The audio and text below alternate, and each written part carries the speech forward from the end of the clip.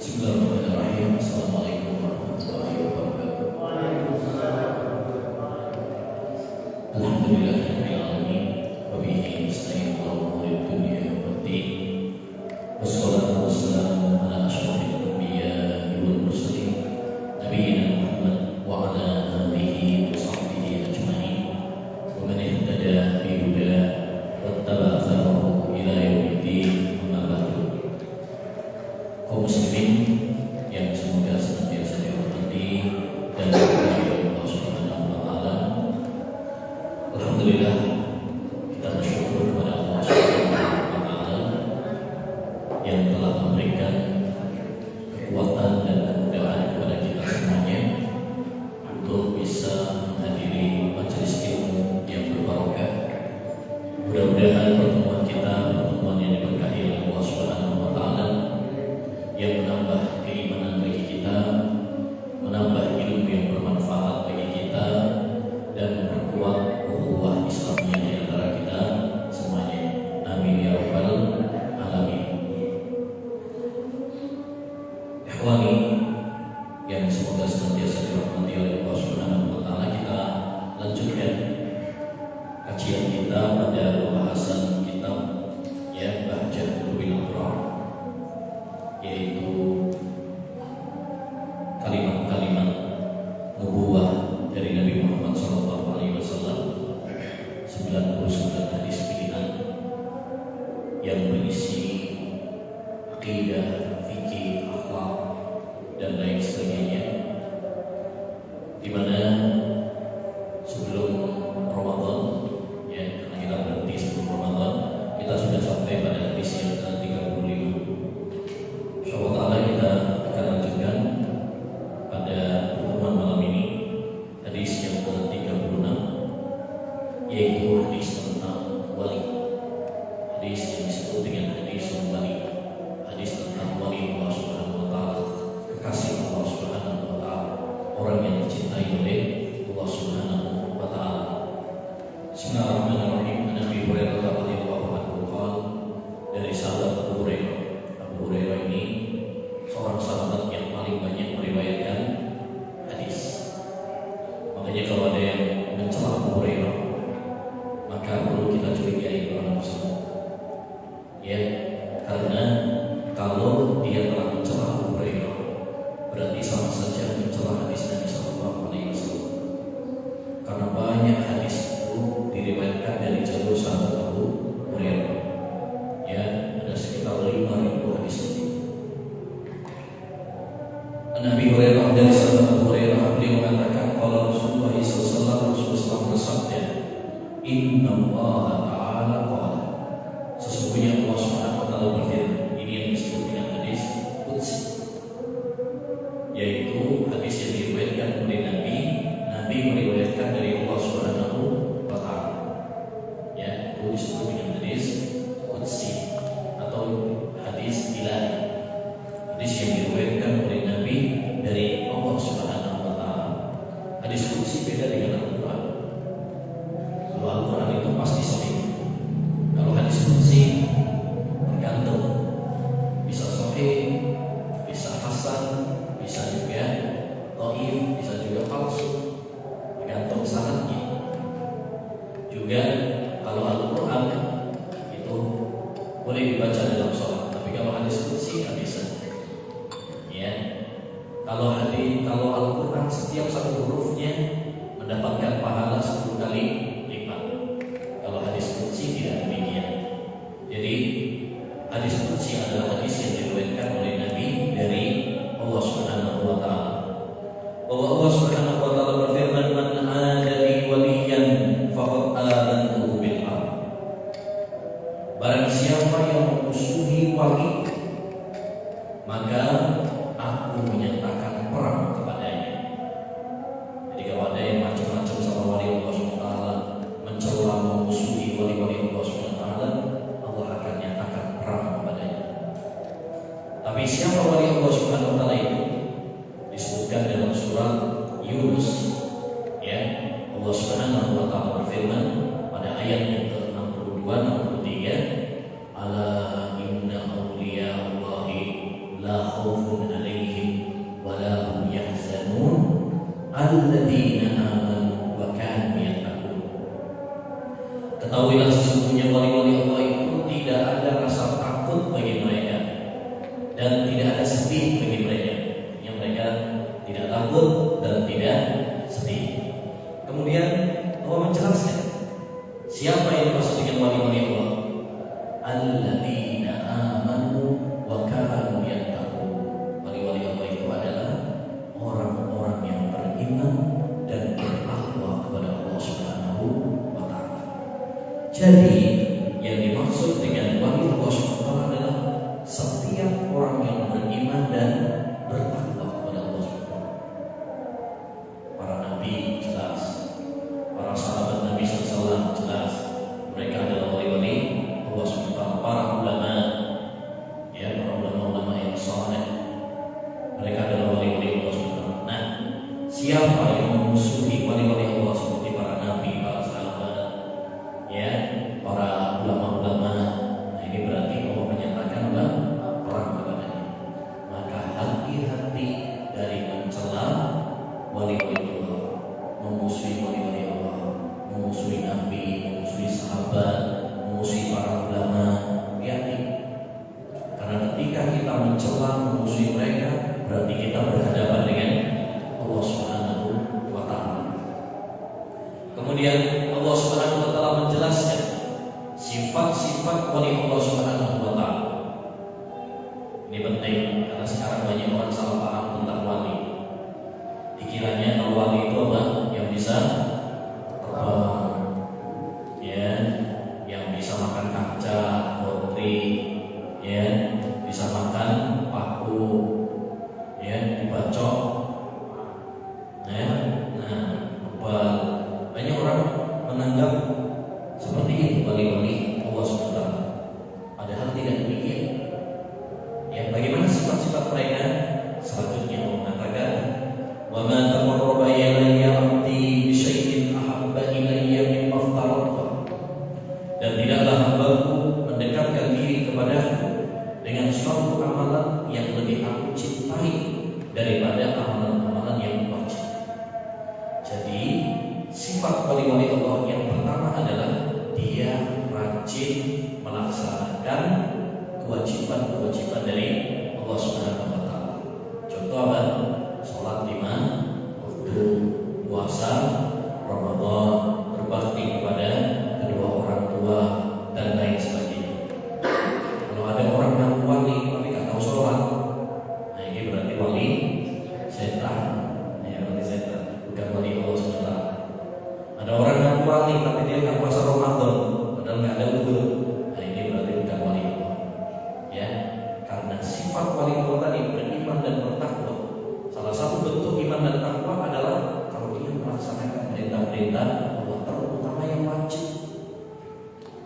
Baru setelah melakukan yang wajib, wala yazalu abdi yataqarrabu ilayya bin nawafil hatta uhibbahu. Dan senantiasa hambaku melaksanakan yang wajib sehingga aku pun mencintai. Jadi kriteria wali-wali Allah SWT itu bukan cuma melaksanakan yang wajib saja. Mereka juga bersemangat melakukan yang sunnah. Sholat misalkan, ya, mereka tidak mengatakan sing penting sing wajib wis tak jalanno. Sunnah ini usah, kan cuma sunnah. Nah, ini kita kadang-kadang cuma meremehkan apa? Perkara-perkara sunnah. Wali-wali Allah SWT mereka di samping melaksanakan yang wajib, mereka juga semangat melakukan yang sunnah. Dan termasuk hikmah Allah Subhanahu wa taala, amalan-amalan ibadah itu ada yang wajib, ada yang sunnah. Sholat misalkan, ada yang wajib, ada yang sunnah. Pertama sholat sunnah rawatib. Ini usahakan kita, misalkan sholat wajib, berarti sholat sunnah rawatibnya juga sebelumnya dan sesudahnya, qobliyah dan ba'diyah. Ya, sholat malam, sholat duha. Puasa juga demikian. Ada yang wajib, ada yang sunnah. Yang wajib puasa Ramadan, yang sunnah puasa 6 hari Syawal, puasa Senin Kamis, puasa Daud, puasa Arafah, puasa Asyura, gitu ya. Zakat ada yang wajib, ada yang sunnah. Yang wajib itu yang ada syaratnya, nisab, haul. Yang sunnah dengan sedekah, infak. Haji juga demikian, ada yang wajib, ada yang sunnah. Yang wajib itu yang sekali dalam seumur hidup. Yang sunnah yang lebih daripada itu, ya, untuk haji kecil seperti umroh, ya. Jadi sifat-sifat dari Allah Subhanahu wa taala, mereka semangat melakukan amalan-amalan yang wajib, kemudian mereka juga bersemangat melakukan yang sunnah, ya, melakukan yang sunnah. Terus apa imbalannya kalau dia melakukan yang wajib dan melakukan yang sunnah? Hatta uhibba, aku pun mencintai, yaitu Allah Subhanahu wa taala. Tentu kita semuanya ingin menjadi orang-orang yang dicintai oleh Allah Subhanahu wa taala. Inilah wali, yaitu apa? Orang-orang yang dicintai oleh Allah, orang-orang yang disayang sama Allah Subhanahu wa taala. Ya. Nah, dan itulah puncak kenikmatan kalau Allah sudah sayang dan cinta kepada seorang hamba. Karena Allah kalau sudah sayang, dia akan menjaga, dia akan menolong, ya, dia akan memudahkan urusan-urusan kita, ya, dan lain sebagainya. Baik, hadis ini juga menunjukkan kepada kita, ya, bahwa Allah Subhanahu wa taala punya sifat apa? Cinta. Dan ini harus kita tetapkan. Hanya saja jangan menyamakan sifat Allah Subhanahu wa taala dengan sifat makhluk. Allah Subhanahu wa taala punya cinta, makhluk juga punya cinta. Orang tua mencintai anaknya, suami mencintai istrinya. Tapi Allah Subhanahu wa taala cintanya tidak sama seperti cintanya makhluk. Sebagaimana akidah sudah mencerna, laisa kamitslihi syai'un wa huwas samiul basir. Tidak ada sesuatu pun yang serupa dengan Allah Subhanahu wa taala, dan Allah Maha mendengar lagi Maha melihat. Makhluk juga mendengar, makhluk juga melihat, tapi pendengaran dan penglihatan, ya, Allah Subhanahu wa taala tidak sama seperti pendengaran apa? Makhluknya. Jadi hadis ini hadis yang mulia yang disebut dengan hadis apa tadi? Hadis qudsi, ya. Tapi berkaitan tentang apa? Wali.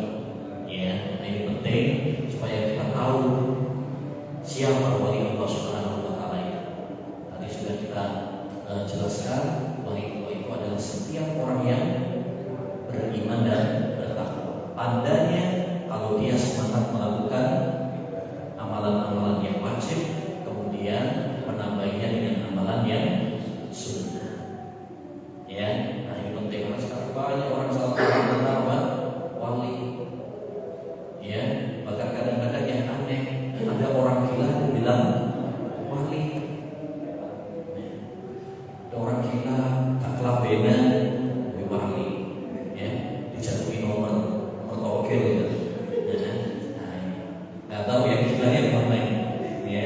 Nah, ini keliru, ini keliru dalam memahami siapa makna wali. Ada juga yang memahami wali itu adalah tadi yang bisa terbuat, ya, yang bisa makan kaca, paku, ya, yang kalau di bacok nggak apa-apa. Bukan itu. Wah, tidak semua orang yang memiliki kedikdayaan berarti dia adalah wali. Buktinya apa? Dajjal. Dajjal itu bisa menghidupkan orang yang sudah mati. Dia bisa memerintahkan langit untuk menurunkan hujannya. Tapi apakah Dajjal wali Allah? Ya, jadi tidak semua yang memiliki luar biasa kedikdayaan berarti dia adalah wali Allah. Makanya judulnya Al-Furqan baina awliya'i Rahman wa awliya'i Syaitan. Pembeda antara wali Allah dengan wali setan. Ya, pembeda antara wali Allah dengan wali setan. Baik. Kita lanjutkan. Hadis yang ke-37. An Hakim bin Hizam radhiyallahu anhu qala Rasulullah sallallahu alaihi wasallam, dari sahabat Hakim bin Hizam, semoga Allah Subhanahu wa taala meridhoinya, beliau mengatakan, qala Rasulullah sallallahu alaihi wasallam, Rasulullah sallallahu alaihi wasallam bersabda. Ini salah satu faedahnya kalau kita belajar ngaji hadis itu, setiap kali disanjung disebut nama Nabi Muhammad, kita dianjurkan untuk bersolawat.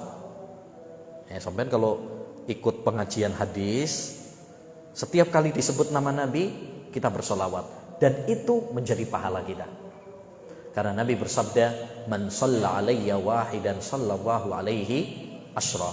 Siapa yang bersolawat kepada saya sekali, Allah akan bersolawat kepadanya 10 kali. Bahkan Nabi mengabarkan kepada kita, inna min ahabbikum ilayya majlisan yaumal qiyamah aksarukum salatan alayya. Orang yang nanti tempat duduknya paling dekat dengan saya di surga, jadi tetangga Nabi di surga, siapa itu? Orang yang paling banyak bersolawat kepada Nabi. Maka kita bersolawat, jangan pelit-pelit untuk bersolawat. Solawat itu enggak perlu bayar, ya. Sampai kok Borobudur bayar 750.000, ya. Tapi kalau ke taklim gratis, ke masjid gratis, ya. Enak. Kita cari surga itu masya Allah dimudahkan oleh Allah Subhanahu wa taala.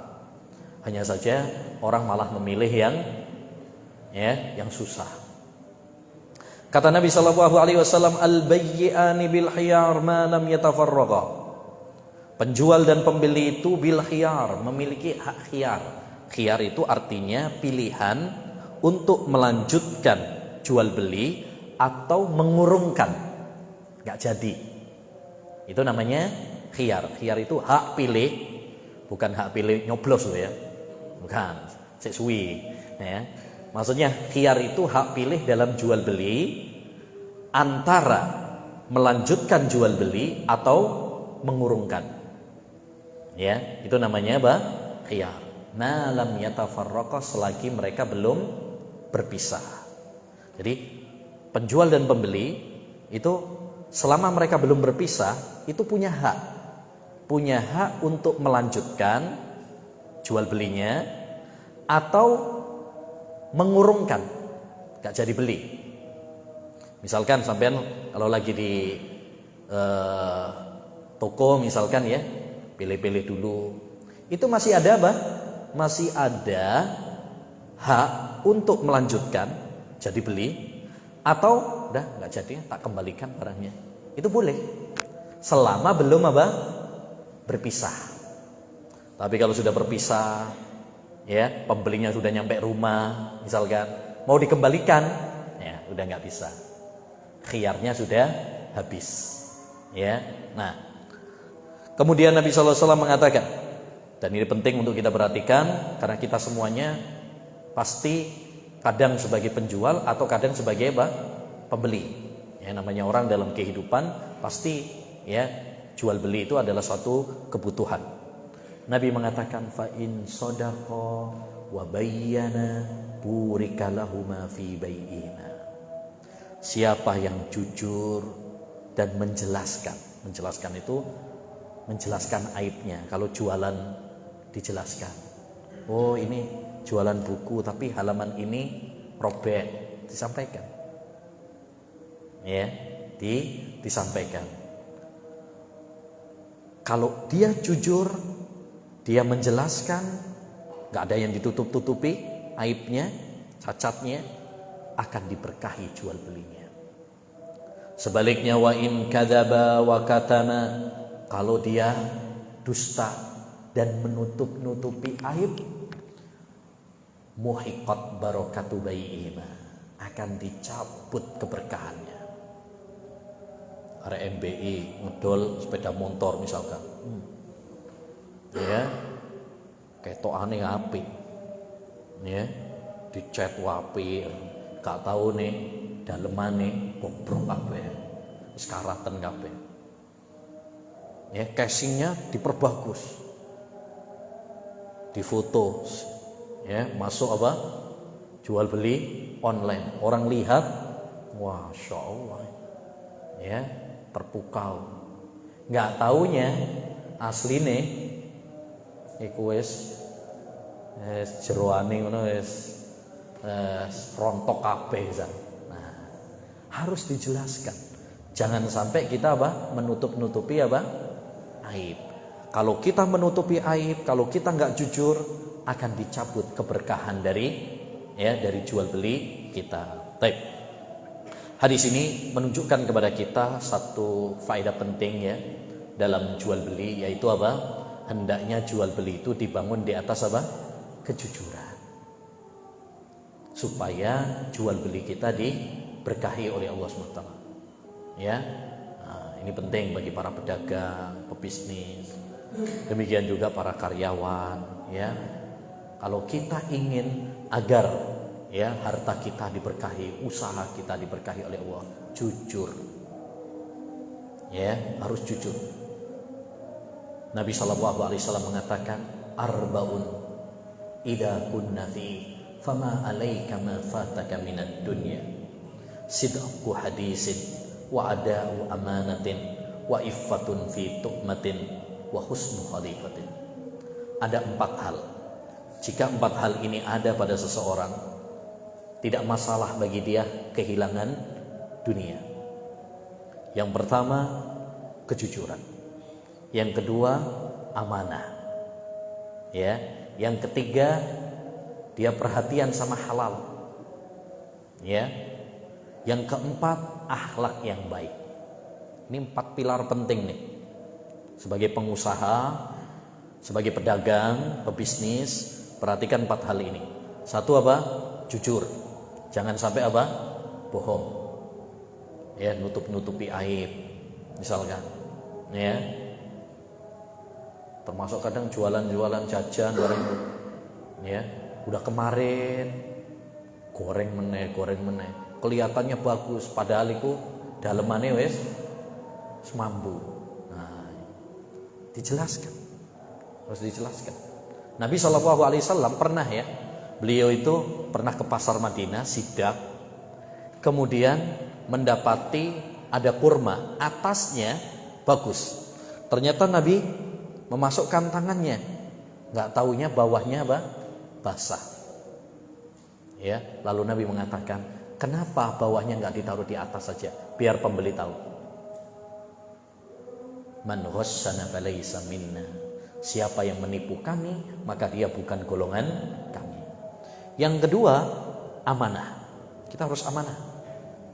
Terutama pegawai, karyawan ya, harus amanah. Ya. Nah, harus amanah. Tepat waktu. Ya. Jangan telat. Kalau pulang belum waktunya udah pulang. Gajinya telat ngamuk. Nah ini berarti kurang apa? Amanah. Demikian juga kalau kita dititip-titipi barang misalkan, ya harus amanah. Harus amanah. Salah satu tanda orang munafik adalah kalau diberi amanah dia tidak menunaikan amanah tersebut. Nah, kita harus amanah. Kalau punya hutang harus amanah. Berarti apa? Bayar. Ojo pura-pura lali. Nah, ya. Harus amanah. Ya. Yang ketiga tadi yaitu apa? Iffatun fi tu'mah. Dia perhatian dengan halal haram. Dia berusaha untuk mencari yang halal. Dia menghindar dari usaha-usaha yang haram. Ini penting karena pada zaman sekarang itu banyak orang nggak peduli apa halal haram. Yang penting oleh duit, fulus, cuan. Nah ini udah nggak peduli lagi halal atau haram, nggak peduli. Nabi SAW bersabda, la ya'ti 'alan nasi zamanun la yubalil mar'u bima akhadhal mal amin halalin aw min haram. akan datang suatu zaman pada manusia di mana mereka nggak peduli, ya, apakah harta yang dia cari adalah halal atau haram. Dia nggak peduli lagi. Dan itu terbukti pada zaman kita sekarang. Ya. Yang keempat adalah akhlak yang baik.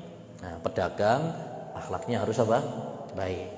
Ingat ya, Indonesia, Islam masuk ke Indonesia ini lewat apa? Akhlak para pedagang. Akhlak para pedagang. Jadi para pedagang itu juga bisa berdakwah, salah satunya dengan apa? Akhlak-akhlak mereka. Dan manusia pun suka beli di penjual yang akhlaknya baik. Coba kalau misalkan pedagangnya ketus, judes, ya, ngamuan, gak balik meneh, kapok, ya kan? Makanya hatta orang-orang kafir pun mereka salah satu trik pemasarannya adalah dengan apa? Akhlak yang baik. Sampai lihat di toko-toko, hatta orang-orang kafir sekalipun, ya, mereka menyambut dengan apa? Ramah, baik, ya. Nah, sampai baru masuk aja selamat datang, gitu ya kan? Masya Allah, ya, disambut dengan senyuman. Kadang-kadang cewek-cewek lagi, garai kerasan nih. Nah, baik. Intinya itu jangankan Islam itu loh, orang kafir saja mereka tahu bahwa salah satu hal penting yang perlu diperhatikan oleh pedagang adalah apa? Akhlak yang baik. Baik, hadis ini juga menunjukkan kepada kita tadi masalah apa? Khiyar majlis. Khiyar majlis itu adalah hak pilih bagi penjual atau pembeli untuk melanjutkan akad jual beli atau mengurungkan, membatalkan.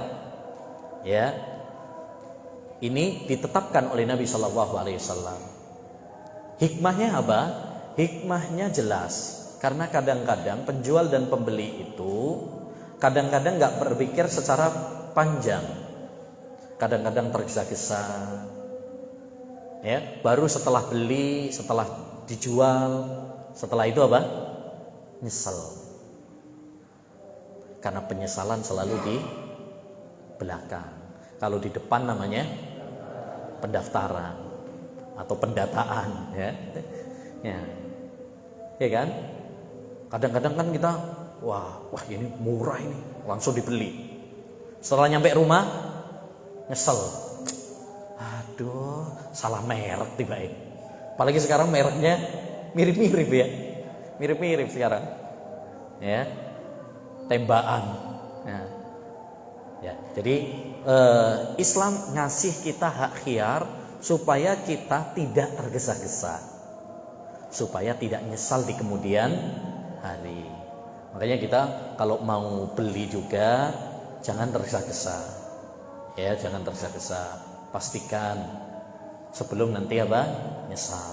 Terutama yang saya ingatkan, kalau jual belinya online. Walaupun secara hukum asal jual beli online boleh karena masalah muamalah, ya. Masalah dunia itu hukum asalnya apa? Boleh sampai ada dalil yang melarang. Cuma seringkali kan online itu apa? Gak sesuai harapan. Pas online, Masya Allah, barangnya bagus gitu.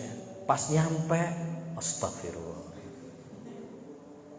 Sama seperti kita kalau misalkan, ya, nador lewat Facebook, lewat foto, ketokan ya ayu. Pas ketemu langsung jerawatnya nongol kabeh. Nah, makanya jangan apa? Ya, jangan tergesa-gesa. Jangan hanya sekedar foto, jangan sekedar, ya, kita harus lebih selektif, lebih hati-hati, ya, lebih hati-hati.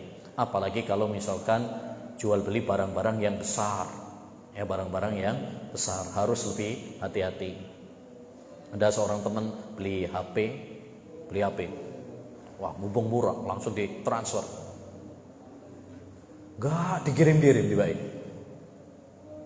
Pas ditelepon, teleponnya udah nggak aktif lagi.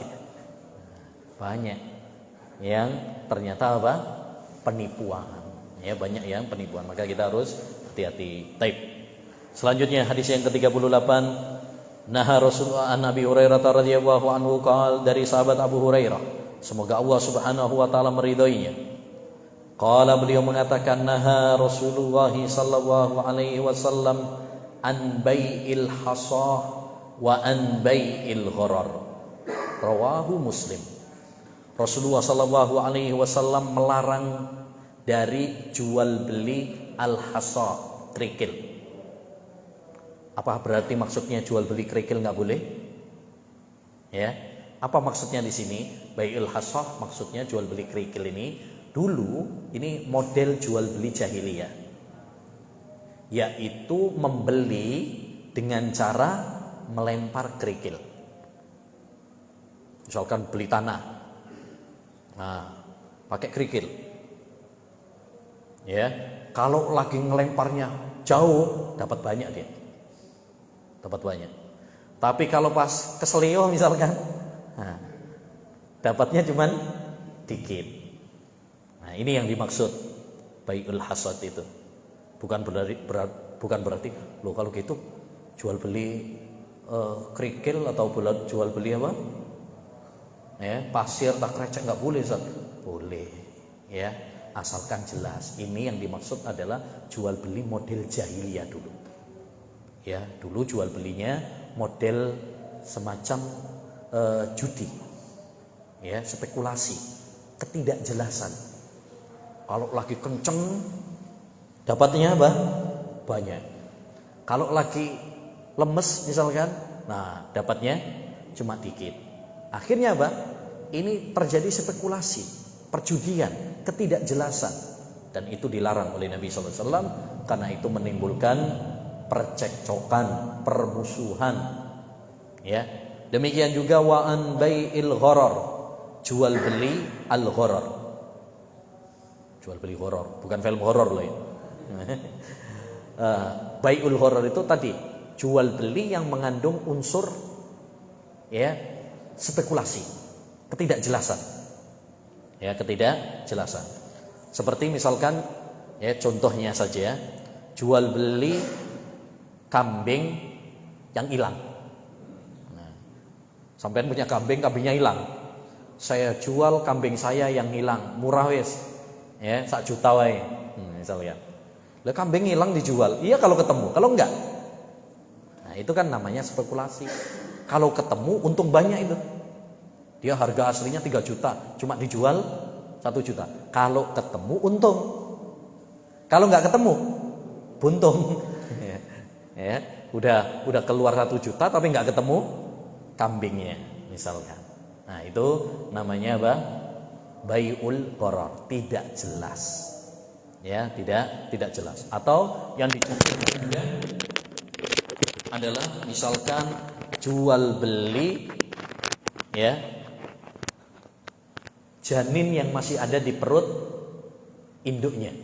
Misalkan jual beli sapi misalkan, tapi bukan sapinya, janin yang masih ada di perut sapi tersebut.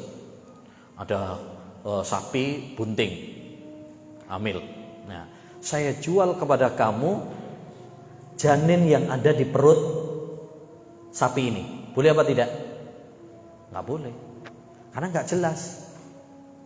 Iya kalau nanti lahirnya hidup, kalau mati rugi. Ya, itu bisa untung bisa rugi.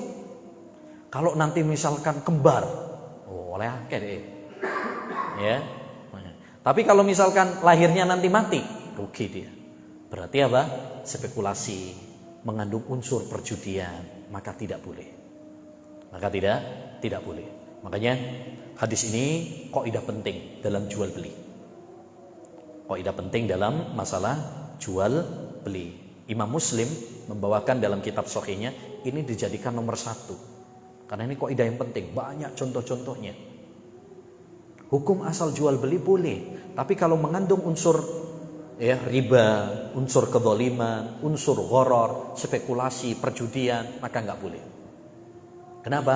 Karena itu nanti menimbulkan apa? Permusuhan. Dia merasa terdolimi, merasa tertipu, akhirnya mengakibatkan permusuhan, percekcokan, ya, pertengkaran, ya, dan itu sangat dilarang di dalam agama Islam. Termasuk pada zaman kita sekarang juga banyak hal-hal yang sebenarnya itu mengandung spekulasi. Contohnya ya, kadang-kadang ya, termasuk yang perjudian atau spekulasi ya, yang tidak jelas juga. Sekarang banyak ini kita kalau di sebagian itu ada mainan jepitan boneka itu. Nah, ya, sampean masukkan uang misalkan, kadang dapat boneka, kadang nggak dapat. Kadang dapat kaos, kadang nggak dapat. Itu termasuk apa? Perjudian, horor, nggak boleh. Ya, nggak boleh. Termasuk juga yang masuk dalam bentuk horor juga adalah asuransi konvensional. Sampean bayar, terus kak kecelakaan, entah duitnya. Ada yang mungkin baru bayar sekali atau belum bayar, terus kecelakaan oleh duit akeh. Spekulasi, perjudian. Banyak asuransi konvensional itu tidak diperkenankan. Ya, tidak diperkenankan karena mengandung spekulasi dan mengandung ya perjudian. Ya, mengandung perjudian. Dan banyak contoh-contohnya. Kecuali kalau horornya itu adalah cuma sedikit, maka dimaafkan. Ya, maka dimaafkan. Contoh, orang jualan semangka.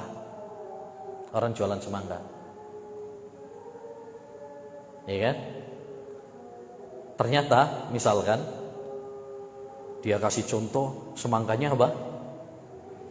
Ya, bagus, merah. Pas pembeli ngambil semangka yang lain, dibuka di rumah, bukan merah putih juga. Ya, itu spekulasi yang kecil, ya, maka itu tidak mengapa. Atau orang kadang jualan telur misalkan, ya, beli telur 2 kilo, terus ada satu yang busuk misalkan.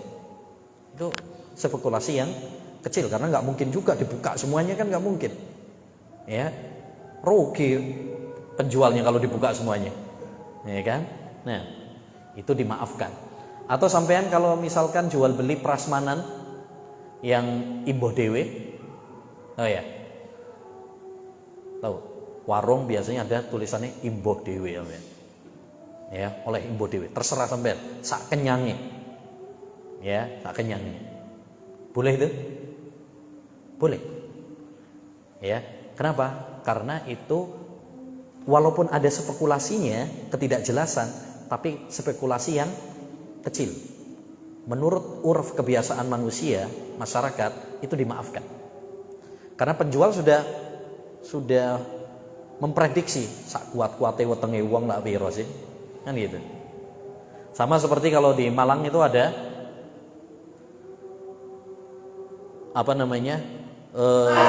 beli apel petik sendiri, boleh makan di tempat. Itu ada mengandung spekulasi sebenarnya, tapi spekulasi yang kecil dan menurut uruf masyarakat dianggap biasa, maka tidak mengapa. Ya, makanya para ulama mengatakan al-ghararul yasiru la yadur. Gharar yang kecil itu tidak mengapa, ya, dimaafkan. Baik, selanjutnya hadis yang ke-39 An Amr bin Auf al-Muzani radhiyallahu anin Nabi sallallahu alaihi wasallam qala as-sulhu jaizun bainal muslimin illa sulhan harrama halala au ahalla harama. Damai itu diperbolehkan di antara kaum muslimin, kecuali perdamaian yang mengharamkan sesuatu yang halal atau menghalalkan sesuatu yang haram. Wal muslimuna ala surutihim, dan kaum muslimin itu sesuai persyaratan-persyaratan mereka. Illa syarton harrama halala, kecuali syarat-syarat yang mengharamkan yang halal, au ahalla haraman, atau menghalalkan yang haram. Ini juga kaidah penting nih, hadis yang merupakan kaidah penting tentang dua masalah. Satu, tentang perdamaian. Jadi Islam itu menganjurkan kepada kita untuk apa? Damai. Wassulhu khair. Damai itu baik. Damai. Ya, ketika kita terjadi percekcokan atau permusuhan, kita dianjurkan untuk melakukan apa? Perdamaian. Kita cekcok misalkan sama teman gara-gara utang. Ya, kita menganggap utangnya cuman 500.000. Teman kita menganggap utangnya sampean enggak 500.000. Ya, 1 juta. Nah, ini biasa akhirnya cekcok. Ya, kono sing gelem ngalah. Gimana caranya? Lakukan apa? Sulah, perdamaian. Misalkan perdamaian itu, yaudah kita ambil jalan tengah saja. Kita ambil jalan tengah. Ya wes, berarti apa? 700 saja. Karena sama-sama nggak punya bukti, nggak punya bukti. Berarti apa? Nah, 700 sudah kita ambil apa? Jalan tengah, damai. Boleh seperti itu? Boleh. Ya, perdamaian seperti ini diperkenankan. Kecuali kalau memang salah satunya memiliki apa? Bukti yang kuat. Oh, sampai ini loh. Oh, no bukti ini kwitansi ini ono 1 juta. Kok ya bilangnya cuma 500 itu dari mana? Saya punya buktinya kok. Nah, kalau seperti ini nggak bisa. Perdamaian di situ apa? Ya, tidak dibenarkan.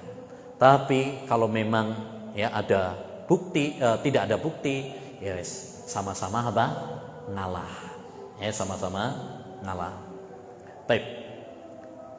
Sama juga seperti misalkan percekcokan di antara suami istri, kadang-kadang ya cekcok.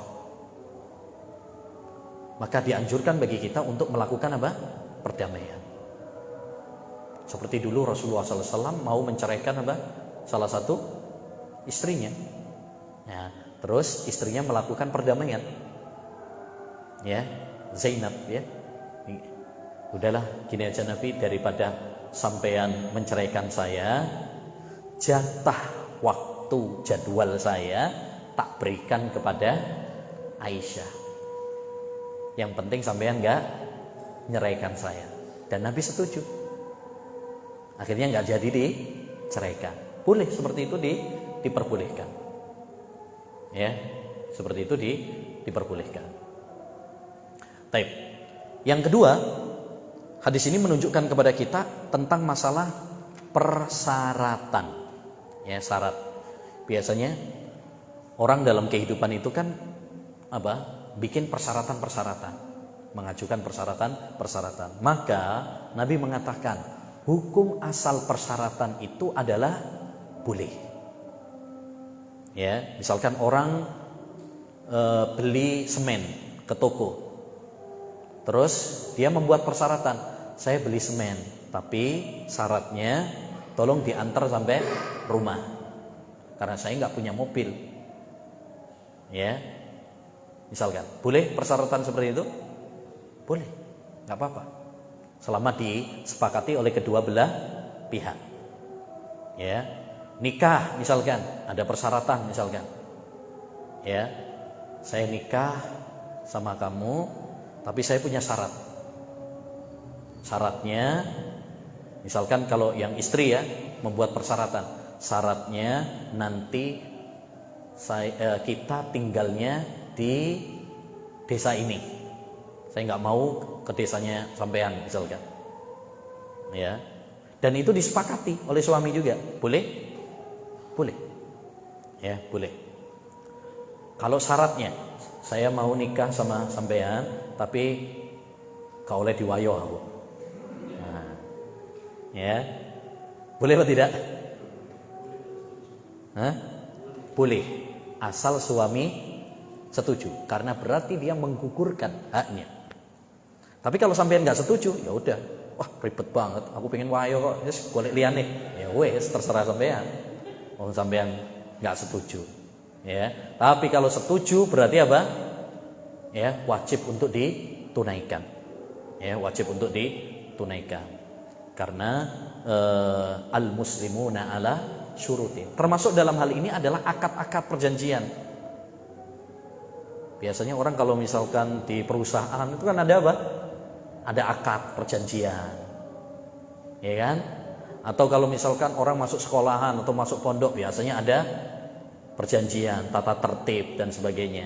Maka itu harus ditaati karena itu termasuk bagian dari persyaratan-persyaratan yang hukum asalnya adalah boleh. Kecuali kalau persyaratan tersebut persyaratan yang batil. Makanya Nabi di sini menyebutkan persyaratan itu ada dua. Hukum asalnya boleh. Kecuali persyaratan yang menghalalkan yang haram atau mengharamkan sesuatu yang halal, maka nggak boleh. Makanya para ulama membagi persyaratan itu terbagi menjadi dua. Pertama, persyaratan yang sahih, yaitu persyaratan yang tidak melanggar syariat. Seperti tadi ya, contoh-contoh tadi itu persyaratan yang boleh. Ya, pembeli mensyaratkan saya beli semen, syaratnya diantar ke rumah, boleh, silakan. Saya mau nikah, tapi syaratnya ya kita tinggalnya di desa ini misalkan. Itu syarat yang sahih, wajib untuk dipenuhi. Ya, tidak boleh dilanggar selama keduanya sepakat. Yang kedua, ada syarat itu syarat yang batil. Syarat yang bertentangan dengan syariat. Dan syarat yang batil ada dua macam. Pertama, syarat yang bertentangan dengan syariat. Contoh kalau dalam pernikahan itu, misalkan saya mau nikah sama kamu, tapi cuma seminggu aja. Itu nggak boleh. Karena itu berarti nikah mut'ah, nikah kawin kontrak itu. Tapi cuma seminggu, sebulan, nah itu nggak boleh. Nabi SAW melarang kita dari nikah apa? Kontrak, nikah kawin kontrak, nikah mut'ah. Nah ini haram dengan kesepakatan para ulama. Baik. Atau misalkan dia mau nikah lagi, misalkan nikah lagi, yang kedua, ketiga, misalkan. Terus wanita yang kedua yang mau dinikahi, dia buat persyaratan, aku mau nikah, tapi syaratnya sampai ceraikan dulu istri yang pertama. Itu nggak boleh. Kenapa? Karena itu melanggar syariat. Ada larangannya dari Nabi Shallallahu Alaihi Wasallam. Ya, jangan dia menikah dengan syarat ya suruh menceraikan istri yang pertamanya. Nggak boleh. Karena itu zalim kepada istri yang pertama tadi. Gitu ya. Baik. Yang kedua, syarat yang batil juga adalah apabila persyaratan tersebut menyelisihi tujuan akad. Menyelisihi tujuan akad. Contoh misalkan, saya beli sepeda motor, tapi penjualnya bikin syaratnya kok oleh dipegang, kok oleh dipakai, nggak boleh dimiliki. Boleh apa nggak syarat seperti itu? Nggak boleh. Karena tujuan inti dari kita beli itu adalah ya make, memanfaatkan. Sama seperti misalkan kita nikah, terus calon istrinya bikin persyaratan, saya mau nikah, tapi syaratnya sampean nggak boleh pegang saya, nggak boleh lihat saya, nggak boleh nyentuh saya, terus digopo. Mau sampai tinggal pajangan toh, ya. Tujuan dari menikah ya bagaimana kita bersenang-senang, bekerja sama dengan dia dalam ibadah kepada Allah Subhanahu wa taala. Ya, baik. Baik, selanjutnya hadis yang ke-40. An Abi Hurairah radhiyallahu anhu qala Rasulullah sallallahu matlul ghani dzulmun menunda-nunda bayar hutang padahal mampu membayarnya, maka itu adalah kedzaliman. Nah, ini penting nih. Hadis ini adalah peringatan bagi kita, kalau punya hutang jangan apa? Nunda-nunda. Segeralah untuk membayarnya, melunasinya. Karena orang utang itu biasanya pas lagi utang melas. Janji-janji palsu, kadang nangis, merengek-rengek, wah ini butuh banget. Ya, insya Allah minggu depan, insya Allah bulan depan. Nah, ternyata cuma janji-janji apa? Manis, kayak janjinya para politikus. Nah, baik, ya. Jadi jangan kita menunda-nunda pembayaran hutang, karena hutang itu beban. Hutang itu beban, ya. Kata Nabi SAW, al-mayyitu mu'allaqun bidainihi hatta yuqda. Orang yang meninggal dunia itu tergantung pada hutangnya sampai dilunasi hutangnya. Artinya dia nggak tenang sampai dilunasi hutangnya. Bahkan dulu ada seorang sahabat ketika meninggal dunia, Nabi mengatakan, dia punya hutang apa? Punya, wahai Nabi. Sudah dilunasi belum? Belum, wahai Nabi. Udah sholati kalian, aku nggak mau nyawati. Ya, makanya kita pertama ini jangan gampang-gampang utang. Ya, jangan gampang-gampang utang. Utang itu memang boleh, tapi ya jangan menggampangkan. Dikit-dikit utang, ya misalkan, jangan dijadikan sebagai kebiasaan. Kalau kita bisa nggak utang, itu lebih bagus. Utang itu beban. Sampean ketemu sama yang ngutangin itu, sengiden, ya. Nanti bohong lagi kalau ditagih, bilang bapak lagi nggak ada, lagi ke Mekah. Duit kayak berarti Mekah, enggak. Kamar, ono tulisannya Mekah. Ya. Hindari menggampangkan masalah apa? Hutang. Ya, jangan hutang kecuali kalau betul-betul apa? Mepet, butuh, dan untuk sesuatu yang mendesak. Untuk sesuatu yang mendesak, untuk makan, untuk misalkan ya pendidikan anak, harus ditagih kalau sekolah aneh, misalkan ya, itu memang kewajiban kita. Ya, tapi hutang untuk sesuatu yang tidak mendesak, apa ya? Ya, ganti HP misalkan, ganti sepeda motor, ya, sesuatu yang tidak mendesak ya nggak usah, ya. Kemudian jangan lupa perbanyak doa supaya kita dimudahkan untuk melunasi utang. Allahumma kfini bihalalika an haramik wa aghnini bifadlika amman siwa. Kata Nabi SAW, itu doa. Kalau kita membaca doa itu dan kita punya hutang, ya, sebanyak buih di lautan, Allah akan lunasi hutang kita. Itu doa yang diajarkan oleh Nabi kepada sahabat Ali bin Abi Thalib. Baik, selanjutnya An Abi Hurairah radhiyallahu anhu qala Rasulullah SAW, dari sahabat Abu Hurairah terus ya, karena memang dia banyak meriwayatkan hadis. Qala Rasulullah sallallahu alaihi wasallam, Rasulullah SAW bersabda, "Idza matal abdu in qata amaluhu illa min salas." Apabila manusia telah meninggal dunia, dan kita semuanya pasti akan meninggal dunia, pasti itu. Kullu nafsin dha'iqatul maut, setiap yang bernyawa pasti akan mati. Apabila manusia nanti sudah meninggal dunia, in qata amaluhu, terputus amalnya. Ini nggak bisa beramal lagi.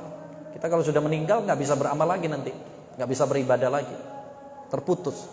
Illa min salas, kecuali dari 3 hal. Walaupun orang tersebut meninggal, pahalanya bisa terus apa? Mengalir. Transfer pahala tetap berjalan. Ya, Masya Allah. Ini orang yang paling pensiun, tapi tetap oleh gajian. Nah, enak ya. Wis pensiun tapi gajiannya terus lancar, enak. Baik. Apa saja itu? Sedekah jariyah. Yang pertama adalah sedekah jariyah, wakaf. Misalkan, ya kita punya tanah, udah tak wakafkan untuk masjid, tak wakafkan untuk pondok. Selama tanah sampean dipakai untuk masjid, selama dipakai untuk pondok, sampean terus dapat aliran apa? Pahala. Masya Allah. Nah, ini keutamaannya kalau orang itu apa? Wakaf. Makanya kalau kita punya kelebihan harta, ya jangan cuma disimpan, ditumpuk, buat apa? Banyak-banyak. Infakkan di jalan Allah Subhanahu wa taala. Investasikan untuk akhirat kita. Jangan melulu untuk dunia. Dunia ini fana. Ya, kita enggak lama di dunia ini. Yang kedua, au ilmin yuntafa'u, ilmu yang bermanfaat. Imam Bukhari, Imam Muslim udah meninggal.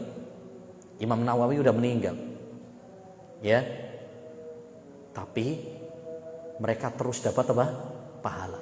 Selama bukunya tetap dipelajari. Syekh Sa'di ini yang nulis kitab ini udah meninggal. Tapi dia tetap dapat pahala. Kenapa? Karena bukunya dibaca, dipelajari, dipakai kajian. Nah, ini termasuk ilmu yang bermanfaat. Punya tulisan, punya murid-murid, ya. Baik. Yang ketiga, awaladin salihin yad'ulahu, anak yang saleh yang mendoakan untuk orang tua. Sampai udah meninggal, tapi punya anak, anaknya saleh mendoakan untuk kita, masya Allah. Itu doanya nyampe kepada orang tuanya. Bahkan pernah disebutkan oleh Nabi Shallallahu Alaihi Wasallam dalam sebuah hadisnya, ya, bahwa ada seorang orang tua yang diangkat derajatnya di surga. Sampai-sampai dia kaget. Sampai-sampai dia itu kaget. Ya Allah, dari mana ini? Kata Allah, hada waladuka yastaghfirulaka. Ini adalah karena anakmu yang senantiasa mendoakan untukmu. Dia amalnya biasa, tapi bisa mendapatkan surga tingkat tinggi, VIP. Kaget dia. Ya, ternyata itu adalah karena apa? Doa anaknya. Makanya ini hadis penting sekali bagi kita, anjuran untuk punya anak. Kalau punya anak berarti suruh nikah dulu. Ya. Kalau ya kan, anjuran untuk nikah. Kemudian punya anak.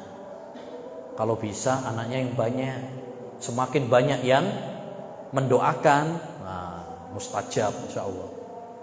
Makanya Nabi mengatakan tazawwajul wadudal walud, nikailah wanita yang penyayang dan subur. Ya, fa inni mukatsirum bikumul umam, karena saya berlomba-lomba memperbanyak, ya, keturunan. Semakin banyak anaknya, semakin banyak yang doakan, wah, sampai dapat derajat surga yang paling tinggi. Apalagi kalau anak, misalkan anak 1, 2 ya, misalkan ya, 1, 2. Ya, kalau misalkan mati, ini kita nggak tahu. Atau misalkan anak tersebut nggak soleh, ya nggak doakan kita.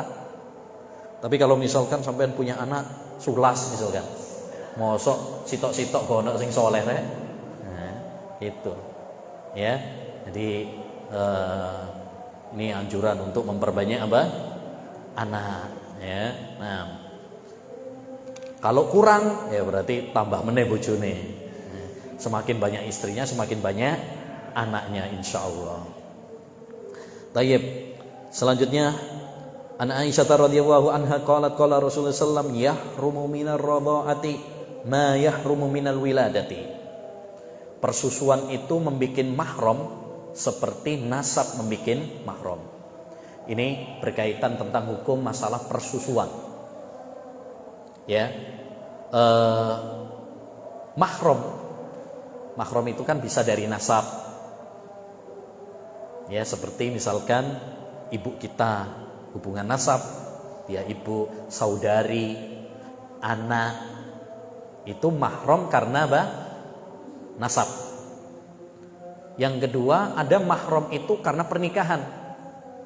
Sampean nikah sama istri sampean, mertua sampean, ibu mertua langsung mahram. Itu berarti apa? Mahram karena pernikahan. Ya. Yang ketiga ini yang menjadi pembahasan kita, yaitu apa? Mahram karena persusuan. Ya, mahram karena persusuan. Jadi persusuan itu bisa bikin mahram, seperti nasab bisa bikin mahram. Tapi ada syarat-syaratnya. Satu syaratnya yang bisa bikin mahram itu kalau kurang dari 2 tahun. Ya, maksudnya bayinya kurang dari 2 tahun. Kalau sudah lebih dari 2 tahun udah nggak bisa bikin mahram. Aku pengen mahram, Rek. Ya, nah. Ya, dikasih susunya udah nggak bisa bikin mahram. Kalau udah gede, pemenang wis brewoken, nah, gak iso ya. Ya. Tapi kalau misalkan masih bayi, itu bisa. Yang kedua adalah kalau persusuannya 5 kali persusuan ke atas. Adapun kalau cuma sekali saja, itu belum dianggap sebagai memahramkan. Ya, harus berapa? 5 kali persusuan. 5 kali persusuan itu sekali persusuannya bagaimana? Kalau dia minum ya dari susu tersebut sampai kenyang. Sampai kenyang. Nah, sampai 5 kali berarti itu sudah bikin mahram. Ya, seperti kita misalkan makan dalam sehari 3 kali. Padahal sekali makan berapa suap itu? Jadi hitungannya bukan suapan. Tapi apa? Berapa kalinya? Kalau sudah 5 kali berarti sudah bikin mahram. Ya, sudah bikin mahram. Yang terakhir hadis yang ke-50, an Abi Hurairah radhiyallahu anhu qala Rasulullah sallallahu alaihi wasallam la yafruq mu'minun mu'minatan in kariha minha khuluqan radiya minha akhar. Janganlah seorang suami itu membenci istrinya. Karena kalau dia membenci salah satu perangainya, dia akan mencintai perangai yang lain. Ini salah satu tips dari Nabi SAW untuk menjaga keutuhan rumah tangga. Kalau kita benci sama istri, ojo kebablasan. Kita harus mengingat juga kebaikan-kebaikan dia. Karena setiap orang itu pasti ada plus minusnya. Karena kita bukan malaikat, istri kita juga bukan bidadari.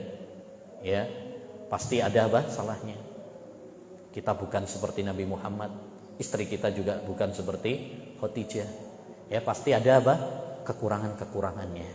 Maka kita jangan cuma melihat kekurangan-kekurangan istri, lihat juga kebaikan-kebaikan. Kalau istri kita misalkan mungkin ya kurang cantik, tapi lihat kebaikan-kebaikan dia juga. Jangan cuma kurang cantiknya saja, lihat kebaikan-kebaikan dia. Dia yang menyiapkan makanan untuk kita, dia yang nyuciin baju kita, ya, dia yang melayani kita tatkala kita sakit, ya, dia ya, banyaklah. Ya, seorang istri itu luar biasa, masya Allah. Ya, dia jadi suster kita, jadi chef kita, ya, dari pelayan kita, masya Allah, ya kan? Jadi supir kita juga. Coba kalau misalkan punya anak, ya, yang nganterin anak-anak ke sekolah, istri biasanya, ya kan? Nah, itu kalau gaji udah berapa itu? Ya, udah gaji banyak itu. Ya, jadi kita lihat sisi positifnya. Demikian juga istri. Istri ketika melihat suami jangan cuma dilihat kekurangannya saja. Mungkin suaminya kurang romantis. Kadang-kadang sebagian orang itu nggak pinter romantis. Aku juga nggak pinter, ya. Nah, cuma mungkin dia ada kelebihan-kelebihan yang lain, ya. Jadi ini penting kalau kita pengen rumah tangga kita itu bertahan, sakinah, mawaddah warahmah, salah satunya adalah ini. Kalau kita membenci pasangan kita, jangan yang diingat itu cuma kekurangannya. Ingat juga kebaikan-kebaikan dia. Lihatlah pasangan kita dengan 2 mata, jangan dengan 1 mata. Saya kira itu yang bisa kita bahas pada kesempatan yang berbarokah ini. Insyaallah taala nanti kita akan lanjutkan pada pertemuan-pertemuan berikutnya. Wassallallahu wasallama ala nabiyyina Muhammad wa ala alihi wa sahbihi ajmain. Assalamualaikum warahmatullahi wabarakatuh.